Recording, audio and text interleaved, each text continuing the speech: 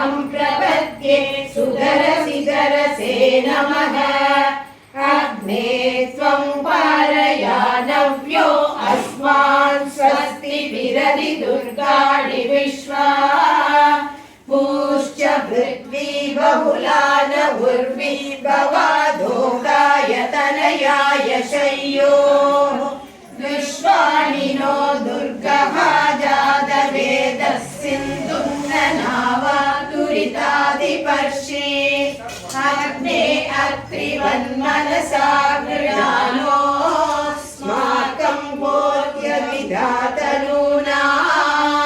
हृदनाजितपुंसगमानमुग्रमग्निकुं उवेम परमात् सदस्तात्